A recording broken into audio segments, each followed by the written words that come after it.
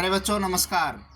आज आप लोगों से फिर रूबरू हो रहे हैं और आज जो आप लोगों से मुलाकात कर रहे हैं उसका मेन मकसद है कि आज आप लोगों का एनवायरनमेंट स्टडीज़ यानी कि पर्यावरण का पेपर आज कंप्लीट हुआ है। और जैसा आप लोगों के साथ हमने मेहनत की थी उसी के अनुसार जो पेपर है वो वैसा ही आया। ये आप भी मानते हैं।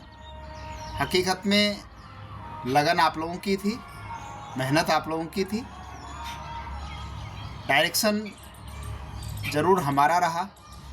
और सबसे ज़रूरी होती है बच्चों लगन और मेहनत। आप लोगों ने उस चीज़ को, उसमें कोई कमी नहीं छोड़ी, मानते हैं आप लोगों को। परंतु अभी जो आपका समय है वो बड़ा इंजॉयफुल रहेगा, ठीक है। उसके लिए भी प्लानिंग करेंगे कि क्या आप छुट्टियों में कर सकते हैं, उस पर भी बात करेंगे। आज के वीडियो में हम आप लोगों से चर्चा कर रहे हैं आज आपका जो एनवायरनमेंट का पेपर हुआ, क्या क्या सवाल उसमें आए, उस पेपर को कैसे आप लोगों ने हल करना था, क्या आप लोगों ने उत्तर दिए और उत्तर करीब करीब वैसे ही रहे होंगे। तो उस पूरे प्रश्न पत्र को आज हम, उस क्वेश्चन पेपर को पूरे को आज देखेंगे, मेरे नज़रिए से भी और आपके नज़रिए से भी, ठीक है। तो बिना समय गवाए स्टार्ट करते हैं। और जो लोग नए हैं, चैनल से जुड़े हैं, एक लाइक का बटन ज़रूर दबाइएगा, अपने कमेंट्स ज़रूर लिखिएगा और बाकी आप लोग सब जानते हैं। चलिए स्टार्ट करते हैं। ये देखिए, ये आप लोगों का पेपर, एनवायरनमेंट स्टडीज़ का पेपर, बहुत शानदार पेपर। जिसने भी बनाया है बहुत शानदार पेपर बनाया है और बच्चों के स्तर को देखकर बहुत नायाब पेपर तैयार किया है। सबसे पहले जो आप लोगों को सवाल ऑब्जर्वेशन एंड रिकॉर्डिंग के मिले, 8 नंबर मेरे ख्याल से किसी बच्चे के कटने नहीं चाहिए। मैं पेपर को अभी देखा है मैंने और उसके बाद इसको सॉल्व किया। तो आप ये देखिए, पहला सवाल जो है, दिया गया चित्र किसका है, the given figure is of. बहुत आसान है, हर बच्चा देख रहा है। रातों में परेशान भी करते हैं ये बदमाश, और इन्हें कौन नहीं जानता, इन्हें कहते हैं मॉस्किटो। सवाल ख़तरनाक जब होता है जब आपसे एंडीज या एनोफिलिस, फीमेल एनोफिलिस मॉस्किटो के बारे में पूछ लेता, डेंगू किससे होता है, मलेरिया किससे होता है, तो सवाल बड़ा पेचीदा बन जाता। परंतु ये है कि भाई शिक्षक जो आपसे चाहते हैं कि बच्चा कम से कम बेसिक्स को जाने, और अगर वो समझता है तो धीरे धीरे पेपर का जो लेवल है वो बढ़ रहा है, ठीक है। तो आसान के साथ शुरुआत हुई है। हर बच्चे को पहला सवाल देखते ही उसके चेहरे पर ये मुस्कुराहट ज़रूर आई और ये विश्वास जगा कि हम इस पेपर को कर सकते हैं। और उम्मीद है इस साल सब लोगों ने, हर बच्चे ने, हर विद्यालय के बच्चे ने पर्यावरण का पेपर, एनवायरनमेंट स्टडीज़ का पेपर लाजवाब किया होगा। दूसरा सवाल है, दिया गया चित्र किसका है, the following figure is of, the diagram is related to contamination of water का। अगर चैप्टर मेरा डिटेल में आप देखेंगे, मैंने आप लोगों को बहुत बार 2 पिक्चर्स आप लोगों को दिखाए हैं वहाँ दिए हुए। ये पिक्चर वहीं का है और ये मडी वाटर को, कीचड़ युक्त पानी को दिखा रहा है। ये आपके सामने इसका आंसर मडी वाटर। तो 2 नंबर आप लोगों के पक्के हो चुके हैं। अब आगे चलते हैं, बड़ा आसान सवाल है। नीचे दिए गए चित्र को देखकर निम्न प्रश्नों के उत्तर दीजिए। Look at the following given figure और आंसर द फॉलोइंग क्वेश्चन। बहुत शानदार है ये सवाल, 2019 में आया हुआ सवाल है। मैं आपको बता दूं, 19 का पेपर जो मैंने आप लोगों को डिस्कस किया था, और डिस्क्रिप्शन बॉक्स में वो लिंक है, देख सकते हैं आप, मैच कर लीजिएगा। ये सवाल 19 के पेपर में दिया हुआ है। परिवार के कुल कितने सदस्य, how many members are there, 4 members count करके लिख सकते हैं। If the family was joint then in the family who all would be the member. Other member कौन होंगे अगर जॉइंट परिवार होगा तो क्या होगा, आपको पता है जॉइंट फैमिली में कौन कौन होता है, आप आसानी से लिख सकते हैं। Grandfather, grandmother, uncle, aunt and their siblings, ठीक है। ये उसकी डेफिनेशन में भी मैंने आप लोगों को बताया कि जॉइंट फैमिली क्या होती है, ठीक है। Right 3 benefits of joint family, संयुक्त परिवार के फ़ायदे बताने हैं, 3 बताने हैं। मैंने यहाँ 3 से ज़्यादा लिखे हैं, हो सकता है आपने कोई दूसरा भी लिखा हो। सेंस ऑफ ओबेइंग, एक संस्कार है हमेशा आदर करने का, ओबे करने का, कोई कुछ काम कहता है वो काम करने का कि हम भी करेंगे, ये भावना विकसित होती है। हेल्पिंग, केयरिंग, गुड डेवलपमेंट, ये विशेष रूप से हम ये देखते हैं कि आप भी आपके मम्मी पापा से पूछेंगे पुराने समय में जब गाँव में एक साथ संयुक्त परिवार होते थे, जॉइंट फैमिलीज़ में हम रहते थे, तो ये सारे के सारे गुण हम में विकसित होते थे। हम सभी चाचा चाची के बच्चों के साथ बढ़ते थे, साथ खेलते थे, तो ये एक सहनशीलता, पेशेंस भी हम में डेवलप होता है, जो आजकल न्यूक्लियर फैमिलीज़ में कम देखने को मिलता है। केयरिंग की भावना, हर किसी को बढ़ चढ़कर हर काम में आगे रहने की भावना, ये हमें जॉइंट फैमिली सिखाती है। सो जितना है मौका मिले आप संयुक्त परिवार में रहिए, उसका अपना ही मज़ा है। आगे चलते हैं। ये आपका communication and expression and discussion के क्वेश्चन है, 12 नंबर। तो 8 नंबर आप सभी के पक्के। अब चलते हैं 12 नंबर हमें पक्के करने हैं, वो किए हैं आप लोगों ने, करने क्या है कर लिए हैं आप लोगों ने। तो यहाँ पर हम देखेंगे एक और सवाल है कि the benefits of childrens of womb control. Womb control पे मैंने बहुत बार बात की है कि पेट के कीड़े हैं, कुर्मी नियंत्रण के लिए बालकों को क्या उपाय करने चाहिए। Children get sick less, gate physical mental power, concentrate in studies, all of the above. कि यार क्या फ़ायदे क्या हैं भैया, अगर कीड़े हैं पेट में, दवाई खा लोगे तो फ़ायदे क्या होंगे। मेरे ख्याल से हिंदी में देख लो, बच्चे बीमार कम होंगे, शारीरिक मानसिक शक्ति बढ़ेगी, पढ़ाई में मन लगेगा। मीरा का देखा है ना, उसमें मीरा का पढ़ाई में मन लग रहा है ना। तो ये सारे फ़ायदे थे, इसी का एक सवाल बना था। जवाब क्या है, ऑल ऑफ द अबव, सभी सही हैं। फिर चलते हैं, look at the given diagram and tell who is eating home form of food. यानी कि ये फूड चेन मैंने बहुत बार आप लोगों से रिटर्न लिखवा के डायग्राम बनाइए, भरिए, बुक में दे रखा है, एज इट इज़ वहाँ से उठाया है और आपने लिखा है grass hopper, frog, snake, eagle. ठीक है, तो फूड चेन की डेफिनेशन ना पूछकर बहुत अच्छे तरीके से ये सवाल को उसने बनाया है। वो चाहता है टीचर आपको नंबर देना चाहता है। ठीक है, थोड़ा सा रिकॉल करें, समझे, और सही समय जो आपको 2.5 घंटे का समय एग्ज़ाम में मिला, उस 2.5 घंटे के समय में अगर आप एक एक चीज़ को ध्यान से देखकर बार बार सोचेंगे तो ज़रूर आप इस प्रश्न पत्र को हल कर पाएंगे। फिर आगे है प्रश्न नंबर 6 है, क्वेश्चन 6 है, from the given games which are the games, what are the games which are played in groups and select make the group. तो ग्रुप में, समूह में जो खेल खेले जाते हैं उसके बारे में हम बात कर रहे हैं। कबड्डी है, हॉकी है, क्रिकेट है, मारदड़ी है। ये खेल हैं जो ग्रुप में, समूह में खेले जाते हैं। यही तो आपसे लिखवाया था। स्पेलिंग किसी की मिस्टेक होगी नहीं, ऊपर से देखो, ढूंढ के अलग निकालना था। क्या निकालना, अलग करना था। पतंग अलग उड़ा सकते हैं, आर्चरी है, निशानेबाजी अलग कर सकते हैं। ग्रुप में यही खेले जाते हैं। Write two benefits of games, भाई मैंने योगा बताया था, आप योगा वाला भी डाल दोगे वो भी सही होएगा। यहाँ गेम्स डाल दिया, योगा की जगह गेम्स पूछ लिया, तो वही फिजिकल डेवलपमेंट, टीम स्पिरिट आता है, कॉपरेशन आता है, एजिलिटी आता है, ठीक है, मेंटल डेवलपमेंट होता है। जो भी आपने लिखा है वो सभी खेल भावना इसी से, खेलों से विकसित होती है। भाई हम साथ खेलते हैं तो कॉपरेशन की भावना तो आती है हमें, और एक टीम स्पिरिट भी डेवलप होती है, विनिंग स्पिरिट डेवलप होती है। सारे फ़ायदे हमें खेलों से मिलते हैं। The people who can't see how do they read the book, बड़ा आसान बताया कि जो लोग किताबों दिखाई नहीं देता तो क्या, सीधा आंसर है ब्रेल से पढ़ते हैं भैया। ब्रेल का इतना डिटेल भी नहीं पूछा, सामान्य सा पूछा है। बहुत डिटेल क्वेश्चन थे, सेरेबल पैलेसी पूछ सकता था, सिंबॉलिक पूछ सकता था, परंतु बहुत सिंपल सवाल बनाया है।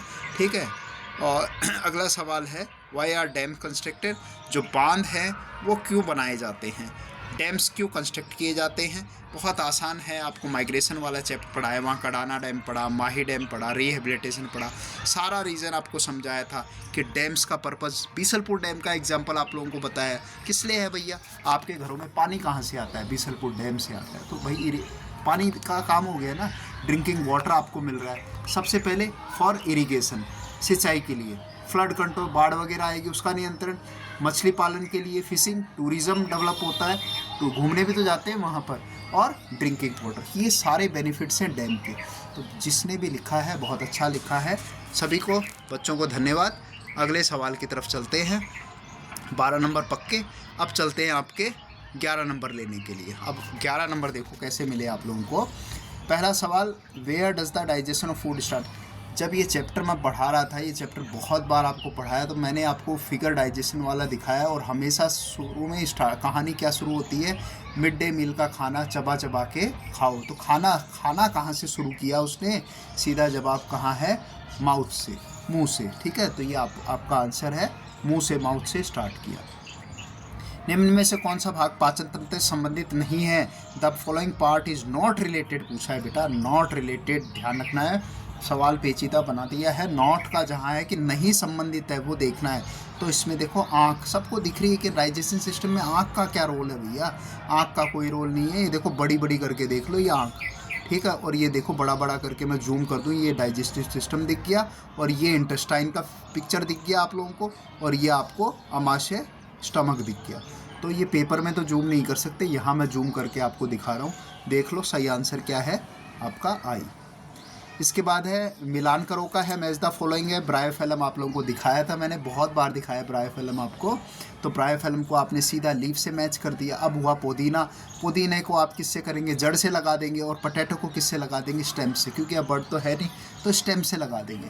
तो ये है थोड़ा सा, इसमें एक चीज़ मैं आपको बताऊँगा, कई जगह जो है अगर यहाँ पर ये स्टेम, पोटैटो जो है वो स्टेम से भी बोल रहा है, और मिंट को भी स्टेम से भी हो सकता है। तो ये थोड़ा सा सवाल ऐसा है, नंबर सबको मिल जाएंगे, इसमें कोई ऐसी दिक्कत नहीं है। वैसे एक्चुअल जो इसके अकॉर्डिंग है, potato by stem, mint by root, bryophyllum by leaf. पुदीना जो होता है थोड़ी सी जड़ होती है, जड़ से वो लग जाता है। हालांकि कई बार मैंने लगाया है, वो खाली उसकी स्टेम से भी लग जाता है, उसकी डंडी तोड़ के लगाने से भी लगता है। ठीक है। इसके बाद what are aquatic plants. Aquatic plants जलीय पौधे किसे कहते हैं, कोई दो उदाहरण दीजिए। बहुत आसान पूछा है, राइट टू कैरेक्टरिस्टिक। देखिए जलीय पौधे एक्वेटिक प्लांट है, और adaptation to survive in water, पानी में रहते हैं भैया। हैं, आप लोगों को क्या बताया था, वाटर लिली बताया, ये सारी चीज़ें बताई ना। एग्जाम्पल ये आपके लोटस हो गए, वाटर लिली हो गया, हाइड्रा हो गया, एल्गी हो गया, इचोर्निया जलकुंभी का पिक्चर आपकी बुक में दे रखा था। तो ये देखिए कितना सिंपल सवाल पूछा है कि नंबर कटेंगे क्या भाई किसी के, हैं, किसी के कटेंगे तो नाम लिख दो अपना कि कटेंगे सर मेरे। नहीं कटेंगे, मेरे को पता है नहीं कटेंगे। ठीक है। दूसरी चीज़ है, अभी जो सुन रहे हैं, एक काम किया आप लोगों ने, पूछो क्या, लाइक बटन दबाया है, अच्छा किया ना, लाइक दबा दीजिए। ठीक है, एक कमेंट भी कर दीजिए कि आप एग्री है मेरी चीज़ से। ठीक है। और सब्सक्राइब का बटन दबाया, नहीं दबाया तो दबाइए, ज़्यादा से ज़्यादा शेयर कीजिए।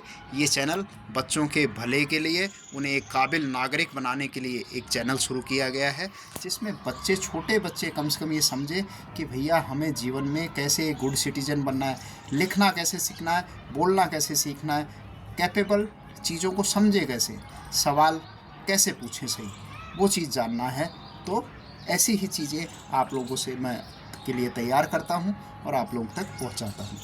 ठीक है, आगे चलते हैं। और भी लिखा है, कैरेक्टरिस्टिक्स पूछी थी, क्या विशेषताएं होंगी वो देखिए। Do adaptation qualities to survive in water, due to adaptation quality in water, do respiration and photosynthesis. ये खास बात होती है कि जो जलीय पौधे होते हैं वो अपना इस तरीके से डेवलप होता है कि वो अडेप्ट होते हैं, अनुकूलन होता है कि वो पानी के साथ, पानी में ही अपना जीवन यापन कर सकते हैं, रेस्पिरेशन करते हैं। और भी कई हैं, मैनग्रोव्स के बारे में बड़े बच्चों को जब पढ़ाते हैं उसमें भी यही बताते हैं, रेस्पिरेशन करने के लिए उनकी जड़ें ऊपर की तरफ आ जाती है कीचड़ से निकल कर। अब आगे चलते हैं, ये आपके 17 नंबर। अब बेटा ये जो 17 नंबर वाले हैं, देखिए आप लोग नाराज़ नहीं होना, ये नंबर उसी बच्चे को मिलेंगे जिसने बहुत अच्छी मेहनत करी है, चीज़ को समझा है। परंतु मैं धन्यवाद दूंगा उस शिक्षक को जिसने ये पेपर बनाया, बहुत ध्यान रख के रखा है। तो आप ये देखिए, स्टार्टिंग के 3-4 क्वेश्चन में तो आपके नंबर कटेंगे नहीं। क्या है देखो, पहला है फिलिंग द ब्लैंक, सब ने किया होगा। The taste of lemon water, सब नींबू का पानी पीते हैं। ठीक है, मम्मी गुस्सा हो जाती है तो नींबू का पानी बना लाती है आपके लिए। कैसे, कैसा होता है, अगर चीनी नहीं डालेगी तो कैसा होता है, शोर होता है, भर दोगे। अगला है the taste of lemon water, शोर हो गया। The bear living in the snow area, देखो इग्नू वाले चैप्टर से दे दिया कि बियर तो उसके क्या होते हैं, उसके लंबे लंबे क्या होते हैं, भालू के जो बर्फ़ में भालू रहता है उसके बाल क्या होते हैं, लंबे लंबे बाल होते हैं, हेयर आ जाएगा। इसके बाद इलेक्ट्रिसिटी इज़ जनरेटेड विथ ए डायनोमा। ये मैंने आपको बताया था कि पानी से क्या बनाई जाती है, बिजली बनाई जाती है। और ये पानी की नहीं पूछ रहा है, यहाँ पर ये डायनोमा होता है, एक छोटा इंस्ट्रूमेंट होता है जो साइकिल में लगा रहता है, साइकिल में लगता है। और जहाँ हाइड्रो इलेक्ट्रिसिटी प्रोजेक्ट होता है तो वहाँ पर क्या होता है, एक डायनोमा लगा रहता है जो इलेक्ट्रिसिटी को क्या करता है, टरबाइन पे पानी गिरता है, टरबाइन घूमता है, उससे एक डायनोमा लगा रहता है, डायनोमा जनरेट करता है इलेक्ट्रिसिटी को, बिजली को बनाता है। What functions of police during the natural calamities. यहाँ बेटा देखो कुछ भी पूछ लेता, चाहे पुलिस को खड़ा कर दो, एनजीओ को खड़ा कर दो, गवर्नमेंट को खड़ा कर दो, आर्मी को खड़ा कर दो, किसी को खड़ा कर दो, नेचुरल क्लैमिटीज़ में सब क्या करेंगे बेटा, मदद करेंगे, आप लोगों की हेल्प करेंगे। और क्या करेंगे, मेंटेन लॉ एंड ऑर्डर, पहला काम है वो कर्तव्य करेगा। और आज पुलिस दिवस भी है, राजस्थान पुलिस दिवस है, आपको याद होना चाहिए 16 अप्रैल को राजस्थान पुलिस का स्थापना दिवस हो रहा है। तो वो खाकी के वीर जवानों को भी हम नमस्कार करेंगे, जय हिंद करेंगे कि वो तत्परता से हम पर जुड़े। तो उनका मेन काम क्या है, खाकी के जवानों का maintain law and order, distribution of food, खाना देना, दवाइयाँ देना, ड्रिंकिंग वाटर, और शेल्टर, आपको जगह देना रुकने के लिए, रिहेबिलिटेशन, कॉलोनी तक पहुंचाना, ये भी काम है उनका। Right 3 characteristic of Jijabai personality. देखो भाई शिवाजी महाराज की माँ के बारे में पूछा है, मैंने आप लोगों को पॉइंट्स फॉर रिमेंबर में ये लिख के भेजा था। और आप ये देखिए क्या क्या उनसे गुण सीख सकते हैं, सेल्फ रिस्पेक्ट सीख सकते हैं, शिवाजी महाराज को सिखाया उन्होंने, डिग्निटी, सेल्फ रिस्पेक्ट होनी चाहिए, खुद के किसी के सामने झुकना नहीं, गलत चीज़ के लिए नहीं झुकना है। रिलीजियस, धार्मिक थी वो, ठीक है, भगवान शिव की पूजा किया करती थी, अपने बेटे को भी वही सिखाया। देशभक्ति कूट कूट के अपने बेटे में उन्होंने भरी, ठीक है। ब्रेवरी, साहसी थी लेडी, जब तो उनका बच्चा भी क्या है, अपना आखिरी हिंदू शासक बने, ग्रेट मराठा छत्रपति शिवाजी महाराज। और अगला है आपको वाहन चालकों को जागरूक करने का कार्य दिया जाए, इसके लिए किन्हीं 4 यातायात नियमों को लिखो। भाई you have to given the task to aware the driver. भैया ड्राइवर चलाते हैं, मान लो ड्राइवर चला रहे हैं, अब उनसे आपकी बातचीत करवा दें हम, भाई ड्राइवर साहब को क्या क्या सिखाओगे आप, क्या क्या सिखाओगे भाई, डोंट ड्राइव व्हाइल ड्रिंकिंग, भैया पीकर गाड़ी नहीं चलाना, पहला उसूल, ज़्यादातर एक्सीडेंट उसी से होते हैं, ठीक है। दूसरा मैंने क्या बताया, don't cross the speed limit, भाई स्पीड बढ़ाओ मत, जहाँ 60 की है 60 पे चलाओ, 40 है 40 पे चलाओ। स्पीड क्या है, speed thrills but kills, speed रोमांच पैदा करती है पर मौत भी आती है उससे। फॉलो द ट्रैफिक रूल्स, नियम सभी के लिए लागू हैं। वियर सीट बेल्ट, बहुत ज़रूरी है कि सीट बेल्ट भी हमें पहनना चाहिए। यदि सब लोग बस या रेल से नहीं जाकर निजी कार या जीप से जाएं, तब इनसे क्या क्या नुकसान होगा, कोई 2 नुकसान लिखिए। भैया ये सवाल तो मेरे लिए पूछ लिया, ठीक है, कि मैं ज़्यादातर मेरा काम जो है वो पैदल चलता हूँ, पब्लिक व्हीकल्स में काम में लेता हूँ, पब्लिक ट्रांसपोर्ट को काम में लेता हूँ, किसी दोस्त के साथ आ जाता हूँ, चला जाता हूँ, ठीक है। ऐसा नहीं है कि मैं कंजूस नहीं है, इसका एक लॉजिक है, अपने आप को फिट रखना। दूसरी चीज़ है, दूसरा एक और है कि हमें एनवायरनमेंट का भी तो ख्याल करना है। भैया आपने दिन भर का कितना कार्बन पृथ्वी को गिफ्ट में थोड़ी देना है, उसको बचाना भी है, तो आपने कितना फ्यूल बचाया, फ्यूल कंजर्वेशन कितना किया। तो पहला ही है, अगर आप फ्यूल को कंजर्व करना, एक तो पहला वो मैंने लिखा नहीं, आप लिख सकते फ्यूल कंजर्वेशन भी होता है, इससे फ्यूल का, ईंधन का बचाव भी होता है। दूसरा है कॉजेज एयर पोल्यूशन, अगर आप ज़्यादा खुद के निजी वाहन लोगे तो क्या होगा, कितना कंजेशन, ट्रैफिक जैम होता है, पोल्यूशन होता है, नॉइज़ पोल्यूशन होता है, एयर पोल्यूशन होता है, ये सब क्या होगा, ये इसके डिसएडवांटेजेस हैं। और वेस्टेज ऑफ मनी, पैसा भी ख़राब हो रहा है। और सीधा है फ्यूल का क्या हो रहा है, वेस्टेज हो रहा है। फ्यूल जो है वो तो लिमिटेड है ना, कोल पड़ा, पेट्रोल पड़ा, डीजल पड़ा, ये हमेशा थोड़ी रहेगा आपके साथ, ये तो ख़त्म हो जाएगा। जब भी तो हम क्या कर रहे हैं, ईवी व्हीकल्स को काम में ले रहे हैं, ये सारी चीज़ें।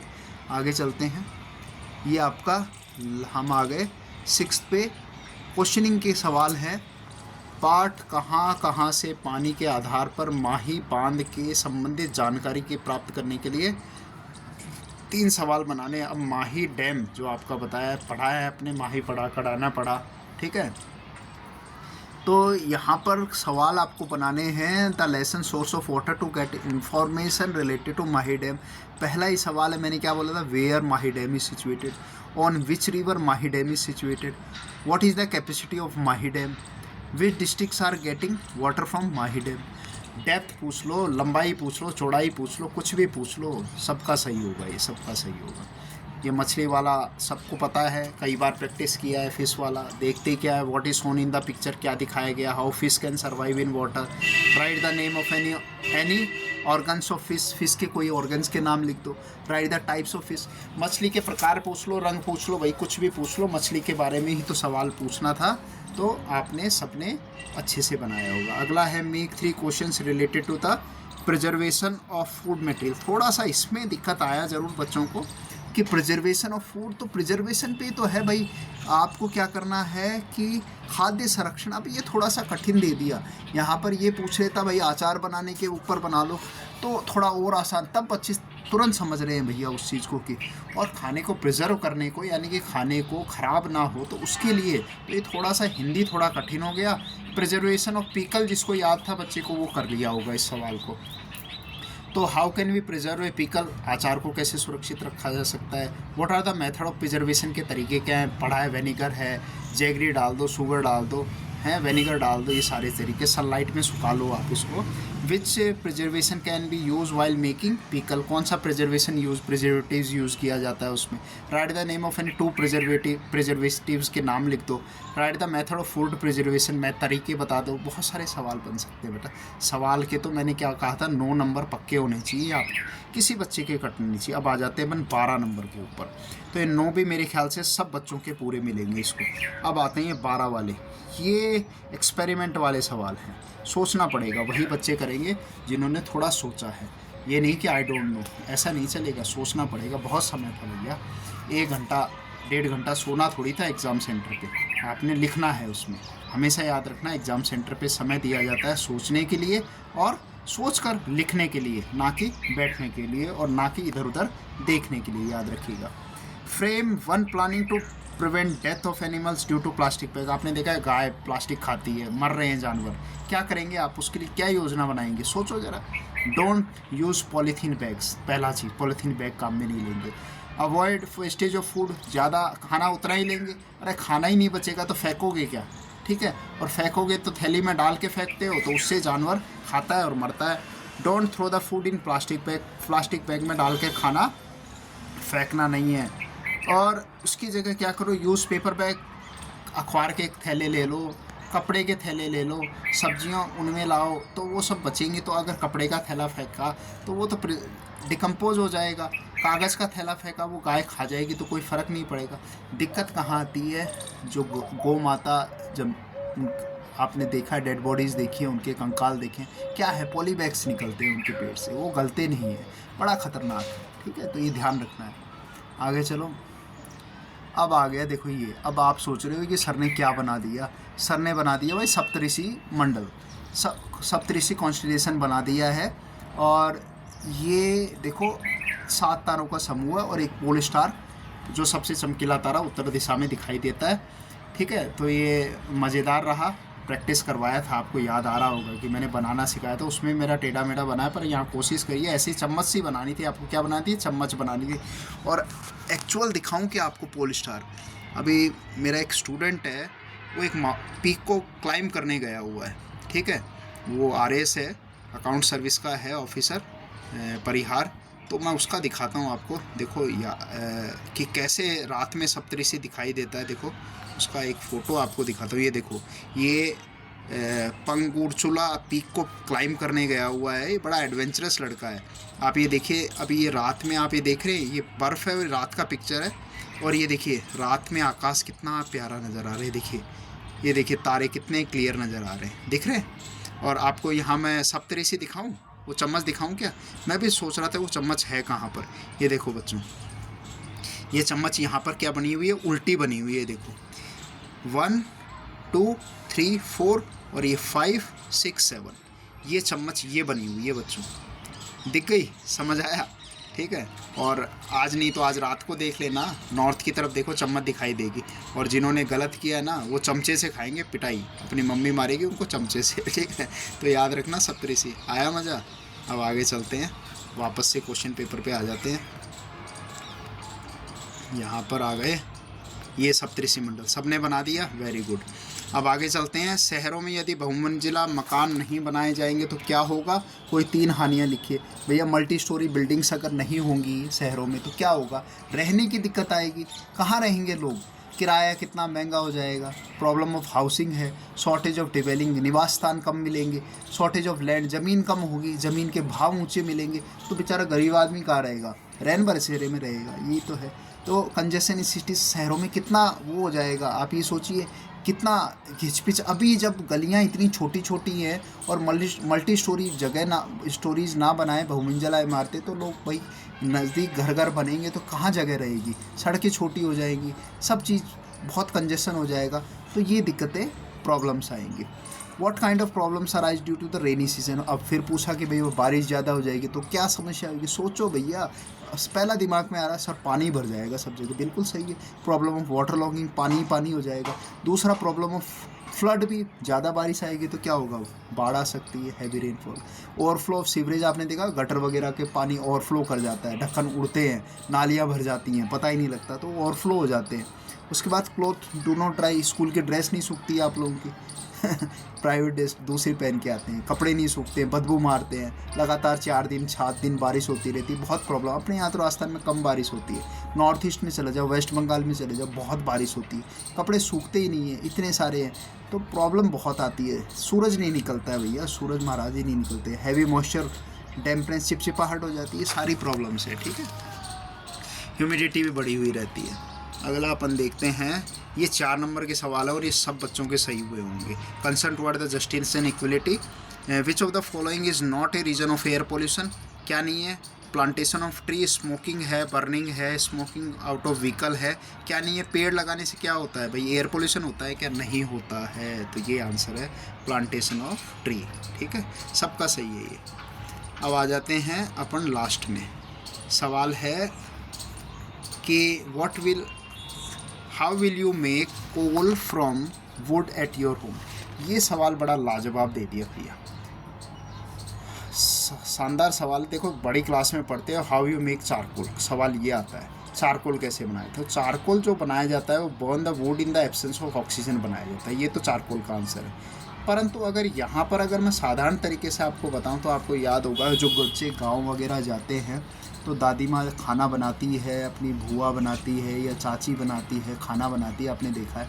तो वो क्या करती है, चूल्हे में जो लकड़ी डालती है, उसके बाद लकड़ी पूरी जब जलाती नहीं है, अगले दिन भी काम में लें, तो उस पर थोड़ा सा क्या डाल देती है, पानी डाल के उसको क्या कर देती है, मतलब गीला करके उसको बुझा देती है आग को। तो ये एक तरीका क्या होता है कि आप वो जो लकड़ी बच गई वो अगले दिन अगर उसको बर्न करोगे तो बहुत जल्दी तो रेड हो जाएगी, बर्निंग कैपेसिटी वो कोल की तरह काम करती है। तो वो एक तरीका होता है कोयला। एक बार मैंने देखा, चूल्हा जलाया, बच्चे को देखा, तो बच्चे ने उसमें से जो छोटा निकाला और कहा देखो ये तो क्या है, कोयला बन गया। तो एक्चुअल में कोयला वो कोयला होता ही नहीं है, उसमें वो कैपेसिटी नहीं होती जो एनर्जी एक एक्चुअल कोल देता है, एंथ्रासाइड देता है, बिटुमिनस देता है, लिग्नाइट देता है, पीट देता है। भाई एक्चुअल कोल तो क्या होता है, बीनीथ द अर्थ बनता है, डिकम्पोजिशन ऑफ वेजिटेटिव डिकम्पोजिशन। पेड़ वगैरह जब हज़ारों साल तक दफन होते हैं स्वैम्प में, तब उससे कोयला निकलता है। तो ये लंबा प्रोसेस है। पर आपसे बोल रहा है भाई घर में ही कैसे बनाते हो। घर में तो भैया मेरे ख्याल से गांव के बच्चों ने तो साफ लिखा होगा, गुरुजी चूल्हे में लकड़ी को डालकर कोयला बनाया जाता है। नंबर दे मिलेंगे, उसको भी नंबर मिलेंगे, पक्का नंबर मिलेंगे भैया जिसने भी ये लिखा है। और ये half burn would can be let out of water, आधी जली लकड़ी को पानी से क्या करो, बुझा दो। ये तरीका है घर पर कोयला बनाने का। अब आ जाते हैं 7 नंबर, ये किसी बच्चे के कटे नहीं होंगे। 7 नंबर मैं बता दूँ, respect and appreciation each other work and qualities पे 7 नंबर है। We should use fuel economically, because हमें फ्यूल को इकोनॉमिकली, मैंने बताया था ना कि ईंधन जो है वो लिमिटेड है, उसको इकोनॉमिकली यूज़ करना चाहिए क्योंकि फ्यूल लिमिटेड है। Due to the excessive misuse available future generation air pollution will increase. क्या आंसर आएगा, all of the above. All of the above सभी, तो पहले भी आए उनका भी ऑल ऑफ द अबाउ जवाब आ रहा था, ठीक है। ये सारे सही हैं कि इसी से ईंधन बचा सकते हैं आप, ठीक है। What should we should use fuel economically because fuel is limited in quantity। एक मिनट रुको बच्चों, एक मिनट, इस सवाल को थोड़ा मैं वापस देखता हूँ। देखो यहाँ पर लिखा है हमें ईंधन का उपयोग मितव्ययता से करना चाहिए, क्योंकि ईंधन सीमित मात्रा में है। तो ये देखो इसका फर्स्ट आंसर होगा। मैं यहाँ करेक्शन कर देता हूँ आप लोगों को, देखो मैं बता देता हूँ, देखो आप इसको मार्क कर देता हूँ मैं। यहाँ पर टूल से एक पेन ले लेते अपन, ये ब्रश ले लेते हैं, और ये fuel is limited in quantity. देखो यहाँ पर है, हमें ईंधन का उपयोग मितव्ययता से करना चाहिए कि ये देखो एयर पोल्यूशन भी बढ़ रहा है, ठीक है, अगर मितव्ययता से नहीं करेंगे, due to the excessive misuse it will be not available. सही है, सही है, देखो इसका सही है। मैं वापस से इसको करता हूँ, ये सही आंसर है, ठीक है, सभी इसके सही है, ऑल ऑफ द अबव, ये सही होगा, ठीक है, सही लगाया है, ओके कोई बात नहीं, सही है, सही है। वापस आ जाते हैं अपन उस पर। अब आ जाते हैं वापस से, वापस मैं पैक कर देता हूँ इसको।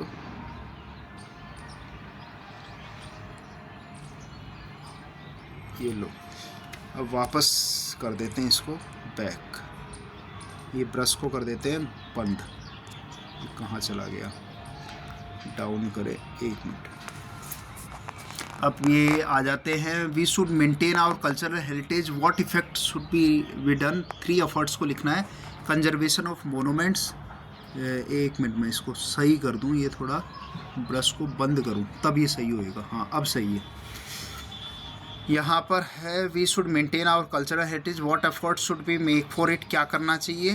कंजर्वेशन ऑफ मोनूमेंट, भाई जो म्यूजियम हम देखने जाते हैं तो उनको हिंदी वाला पढ़ोगे थोड़ा समझ आएगा। हमें सांस्कृतिक धरोहर का रख रखाव कैसे करना चाहिए, ये मेंटेन कल्चरल हेरिटेज। तो ये दोनों में थोड़ा विरोधाभासी एक चीज़ है कि कल्चरल हेरिटेज को बनाए रखना, तो वो एक अलग चीज़ आ जाती है। पर हिंदी वाला अगर पढ़ते हैं तो धरोहर को कैसे रख रखाव करें, तो 2 तरीके हो सकते हैं। एक तो मोनूमेंट्स जो होते हैं, जो हिस्टोरिकल मोनूमेंट है, उनका कंजर्वेशन करना, डोंट डिस्ट्रॉय देम, उनको तोड़े नहीं, और मेक प्राउड, उन पे गर्व करें, glorious toward our cultural heritage, कि भारत की जो सांस्कृतिक धरोहर है उसको हम क्या करें, बनाए रखें, बचाए रखें, ये हमारा कर्तव्य भी है, इसका पालन करें। दूसरा एक और चीज़ है कि कल्चरल हेरिटेज एक और चीज़ से अपन बनाए रख सकते हैं कि दूसरों के जो फॉल्क हैं, कस्टम्स हैं, उनका खान पान है, उनके ड्रेसेस हैं, उनका भी रेस्पेक्ट करना चाहिए कि पहले क्या था, अब क्या है, ट्रेडिशनल चीज़ें क्या थी, मॉडर्न चीज़ें, उन सबको भी जानकारी होनी चाहिए, ये भी एक तरीका है। आगे है, हम देखेंगे right any 3 suggestions to stop and increase of garbage at tourist places around. देखो सब टूरिस्ट पे दे दिया, घूमने से भी आपको काफ़ी चीज़ें मिलती है। मान लो अभी जैसे मैं ताजमहल घूमने गया था, अब ताजमहल घूमने गया, बहुत साफ़ हो गया। मैं यानी कि मैं कहूँ कि मैं 2008 में गया, और उससे पहले जब मैं आपके जैसा छोटा था तब भी मैं ताजमहल घूमने, मेरे पापा मुझे लेके गए थे। तो यानी कि 19 में मैं आपको बताऊँ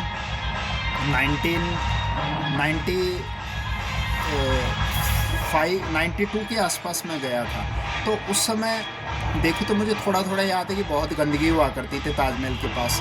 और फिर 2008 में जब मैं कॉलेज के बच्चों को लेके गया, तब थोड़ा दूरी पर से पैदल जाया करते थे, और उस समय भी गंदगी और भीड़ भाड़ काफ़ी हुआ करती थी। परंतु अभी जब जाके आया ताजमहल, तो मैंने खुद देखा कि ताजमहल के 2-3 किलोमीटर के दूर से ही क्या है, बिल्कुल ई-व्हीकल्स चल रहे हैं, कोई पोल्यूशन नहीं है, कोई कचरा नहीं है, क्योंकि यूनेस्को के द्वारा है और एक वर्ल्ड वंडर्स में नाम आता है आपके ताजमहल का। तो कोई भी टूरिस्ट प्लेसेस जो हैं उनके लिए don't throw garbage in open में गार्बेज थ्रो नहीं करना चाहिए, ये एक चीज़ है। थोड़ा आवाज़ ज़्यादा हो गई है, मैं जगह बदल लेता हूँ। तो आप ये चलिए, अभी अपन चलें, देखो यहाँ पर don't throw garbage in open, use dustbin, create awareness about cleanliness, should be responsible citizen. ये खास चीज़ है जिन पे हमें ध्यान रखना है, ठीक है, क्लियर। तो कुल मिला के पेपर मज़ेदार रहा आप लोगों का, ठीक है। आप लोग इसी तरीके से चैनल से जुड़े रहिए, और भी कुछ नई चीज़ें आप लोगों को मिलती रहेंगी, जिससे आप लोगों की कैपेबिलिटीज़ बढ़ेंगी, और आप कुछ ना कुछ जीवन में क्या करना है उसके बारे में भी आप लोगों को बताते रहेंगे। और कुल मिला के बड़ा मज़ा आया आप लोगों के साथ सारी चीज़ों को डिस्कस किया, ठीक है। तो thanks for watching, sharing and subscribing. Here your doctor S K. Jakhar. जय हिंद, नमस्कार। हाँ, लाइक ज़रूर करिएगा।